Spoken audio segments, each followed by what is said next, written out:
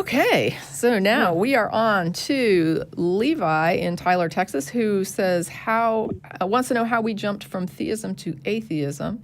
And I just want to, hey, Tyler, you're on with Jen and Tracie. Hi. Hey, and is that pretty much your question? Well, yes. I just want to have a discussion. I've been following you guys for about 6 months now. And I was raised a fundamental Baptist.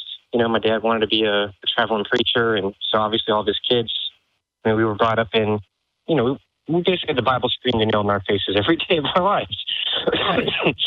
So coming from that background, it's terrifying to a person like me, to think that, what if I'm not saved? What if this is true? Okay. Now, I think I understand what you're saying. There's a little bit to separate there, right? So, for example, right. the idea of believing in a God or not believing in a God is actually separate from whether or not you're afraid that believing or not believing in the God could harm you, right? Right. So, if a person, for example, doesn't believe global warming is real, they could still sit around and think, man, what if I'm wrong and it is real and all this stuff, this horrible stuff will happen if I don't get on board and start doing things to kind of help combat it. So whether or not you believe a thing is kind of separate from whether or not it scares you to believe it or not, right? So I guess, are you asking how we overcame the fear? Yeah, and I've gone through so many of your guys' videos. I've listened to a lot of Matt talking, where he basically says, I'm not going to tell you, you're not going to wake up in the middle of the night, terrified. Yeah. Here's a question, though. Like, I remember when I was religious, right, or when I was brought to church for a long time. And so when I hit I guess it was like early teens or whatever, I was kind of in a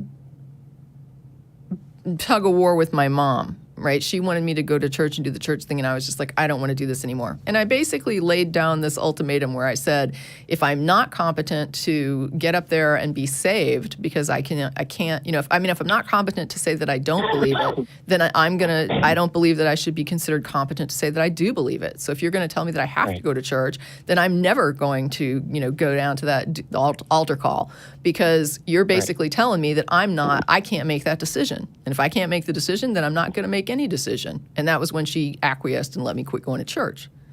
This was before I became a Christian, right? So later on, I actually became a Christian.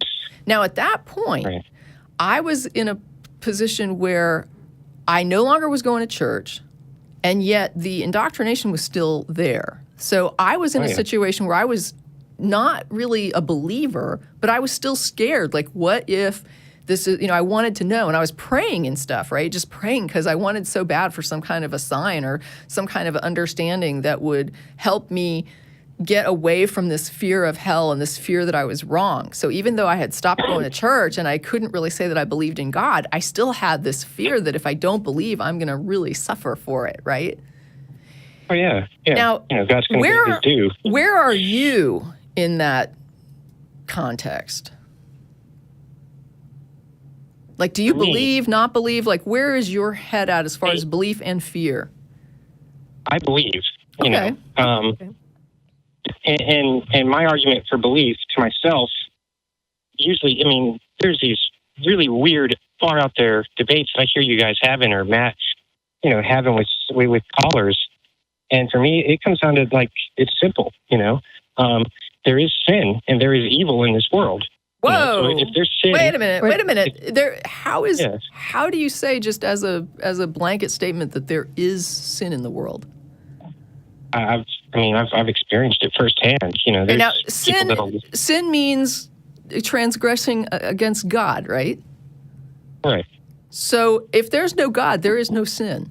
Sin only exists if a God exists. If no God exists, then no sin exists. Yeah. Okay. But if sin exists, then God exists. No. Right, but that's not how it works. That would be true, except that you'd have to demonstrate the God before you could demonstrate that there was sin. You can't just say people don't go to church on the Sabbath, therefore God. Right? Right. But people, I mean, People children lie, home therefore alone, God. they make messes and they destroy things and they're little monsters. Right, but that I doesn't got saved my demonstrate own, a God. And you can't. That's not sin. That's people No, but doing I mean, things that require moral judgments. And what I'm saying is, it's not correct to call it a sin. And if you want to call it evil, you can call it evil. But what we're really talking about is maybe doing things that hurt other people or doing things that might not be kind to other people. It depends on the level, I guess, of transgression there. But just because people are capable of doing things that can be nasty, you think that's evidence of God? For me, it's evidence of sin. Well, what are you calling sin? Can you give us an example of what you mean by sin?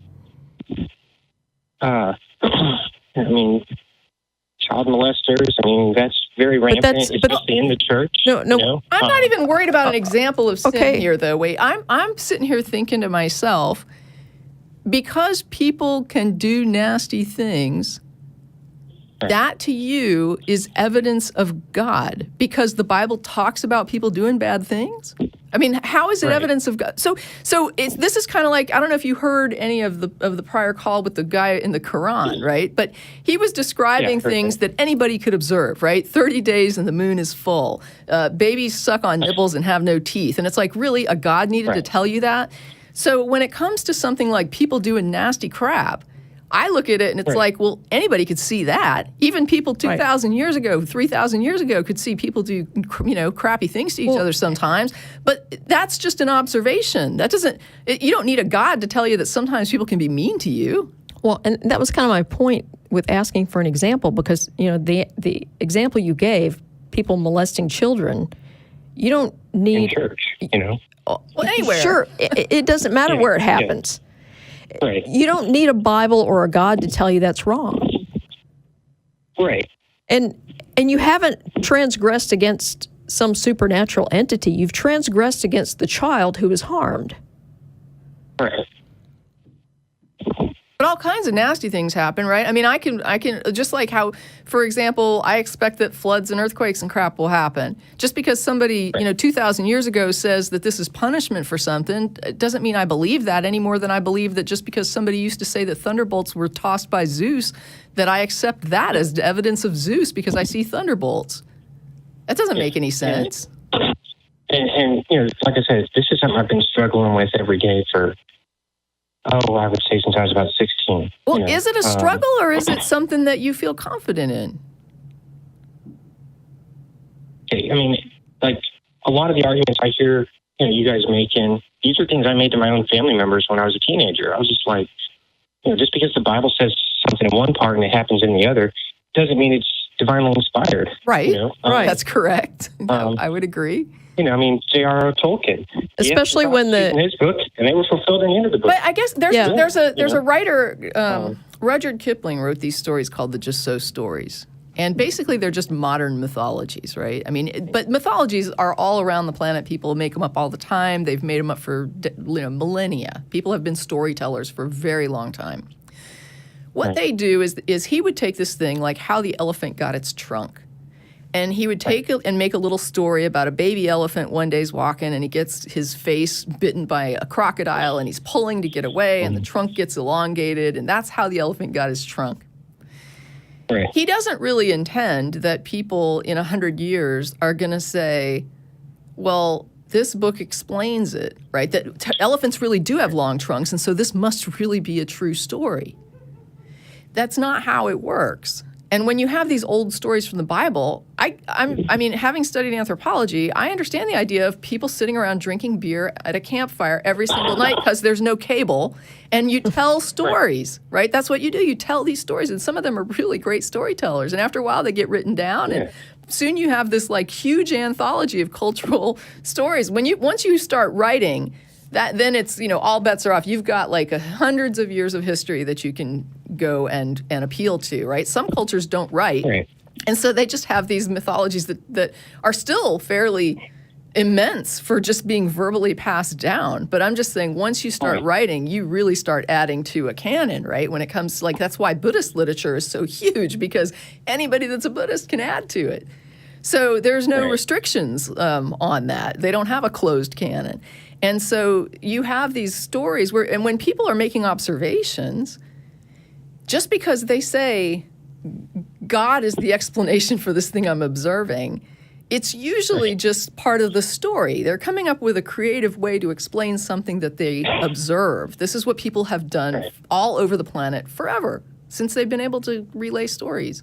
But I don't think that that's a reason to take those stories and say that necessarily is the explanation, or that the source that they're telling you is behind their understanding of the story is real.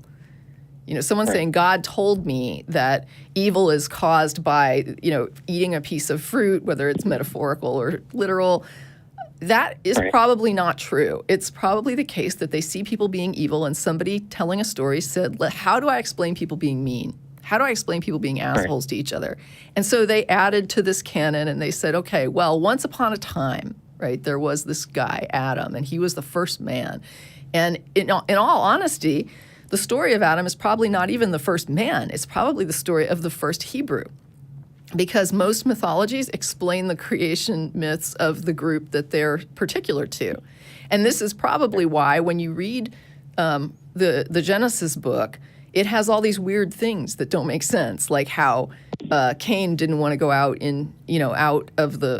out of his area because he was afraid of the other people. And it's like, well, who are the other people? Right. Yeah. You and your brother, the only two Right. offspring. And there's all these weird religious explanations that apologists will offer for why there's all these other people. And it's like the real reason is most likely because they were writing as Hebrews, saying, here's the first Hebrew, Adam. And then he went out and there's the other tribes, and they all had their own creation myths. And the Hebrews understood this, that the people of Babylon, they're not telling the story of Adam and Eve, right? They have their own creation myth. And people in Egypt have their own creation myth. And so they've all got their own, here's how we came to be. And the other people, they came to be however they say they came to be, right? But we, as a culture today, take these stories really literally when it comes to religion sometimes. And that's kind of a mistake. And there's a really good quote by Joseph Campbell that I love where he says, all religion is true, but none of it is literal, right? So it's true that people are mean to each other. But don't take the explanation too literally. It's an observation on human nature that, hey, man, sometimes people are assholes to one another. And here, what do you do with that, right? What do you do? And how should we behave? And how, is it okay to just be an asshole? Well, no, it's a transgression. And I've had several atheists, groups on Facebook I've joined and talked to, and they're like, Levi, well, you're describing our crimes. Yes, there are crimes, and people break the law. But they're like, you make everything sin, everything sin. And that's basically what I was taught. We're sinful creatures. We're born wicked, and we that's the live, story. and we die, and then we burn in hell for eternity. And it's scary. That's terrifying. Yes, it is. And that's one of the reasons. That's one of the reasons indoctrination works so well to keep people from leaving the faith, is because it's terrifying. But I will say one of the things that you're doing that I think is a positive, part of why indoctrination works is because it puts boundaries on people. One of those boundaries is fear, right? So it says, be afraid to go too far in your questioning. Be afraid to go too far because you don't want to end up not believing, because that would be horrible. So they put you in this little sandbox, and they tell you can dig as deep as you want, but don't go outside the sandbox. You have to stay within the belief. You can ask about Adam and Eve and where did the other people come from, and we can debate about, what does that mean, and what is the interpretation in the Bible here, and what about this other religion, and you could talk about those things. But what you're not allowed to do is step outside this box. Right? Because outside the box is hell and death and horror and sin and wickedness and awfulness. And so you have to keep your question. It's okay to question, but you got to question in the box. What you're doing by talking I was to... homeschooled, so my box was very, very small. Well, by talking I turned 18, and I was like, I bought a car, and I was halfway across the country, and my parents were like, nope, you got to come back to the box. Yeah, but there's a mental box that they put you in that it's really harder to get away from because it's in your head. And one of the things that you're doing that is stepping outside that box, is talking to people who have a different view than you, like a radically different view. And you're actually engaging them in what at least my experience with you at this moment, is respectful conversation.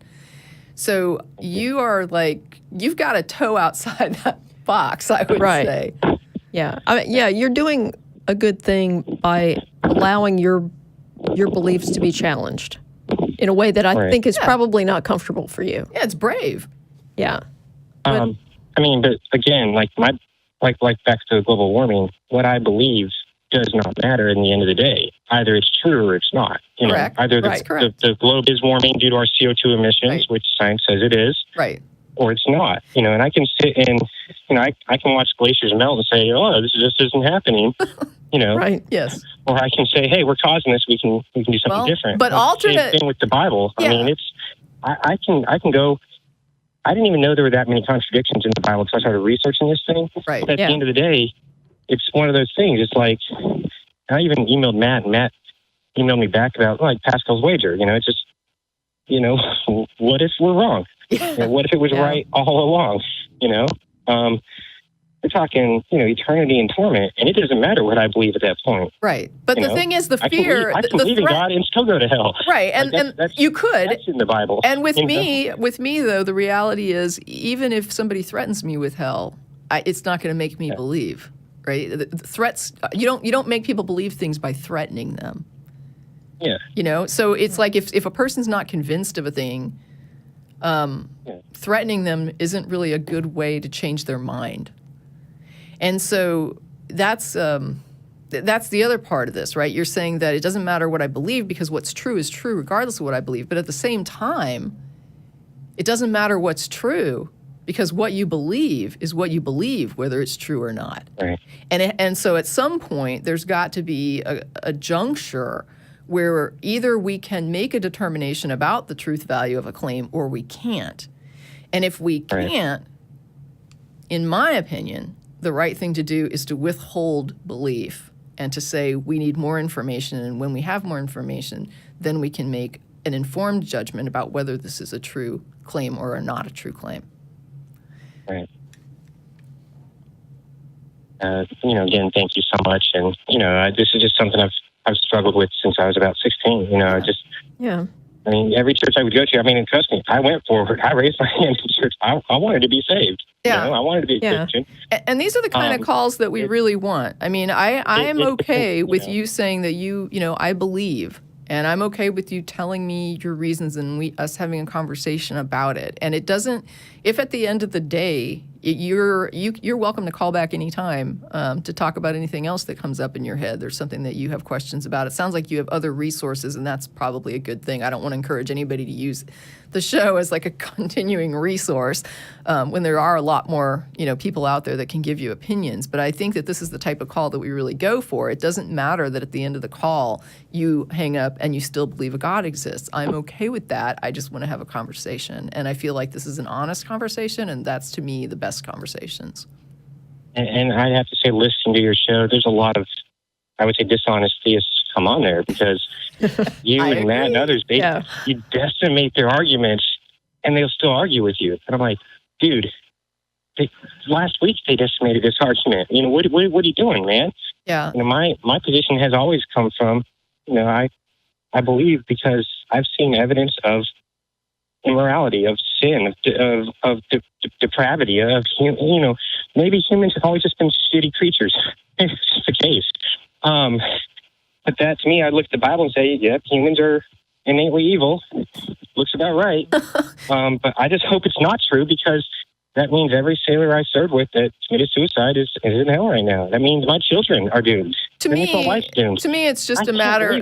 I can't believe that part of the Bible. I don't want to believe that either, but it's not the reason I don't believe it. To me, the idea that things happen, right? And really, when you think about it, what's funny is the religious explanations are often no better than just saying shit happens. Because people will say, it's God's will. And it's like, really? What is God's plan? Well, I don't know. It's a mystery. How is that any better than just shit happens to you, right? I mean, Right. it's a more optimistic view of shit happening to you, basically saying somehow this is going to be good, even though it looks really, really horrible right now. And I'm sorry that your child, died. Yeah. It's like, I mean, I've seen horrible situations where people have offered things like that, and it's like I say, it's an attempt to try to, I guess, make it not so horrible, but at the same time, what they're really just saying is, hey, I'm sorry shit happens. I don't know why. Right. And Matt, I think last week said something that just really clicked in my head. It said, so you're a mortal human being with a limited lifespan who's got health problems and all these other conditions, and there's a supernatural creature out there deceiving you every day of your life, and God set that up? Yeah. That makes sense. I mean, that's the big and thing. I was like, that does make, I'm a mere mortal man, and I'm supposed to take on some supernatural creatures fighting for my soul? Yeah. Right. I'm just trying to get the rent paid. And that's the thing. I mean, come on. Not everybody accepts this, but a lot of theists, they have the idea that God had foreknowledge of everything that was going to play out before he pulled the trigger on this universe. And it's like, well, how is that fair? Exactly. How is that fair? One of Matt's famous quotes, is he was talking to a lady, and he said, so God knew beforehand everyone who would go to hell and who would. She said, yeah. He goes, and that doesn't seem right to you? And she's like, well, that's messed up. Well, no, lady, the Bible literally says that. Yeah, I remember Matt doing that, and he was just like, yeah, that really is messed up.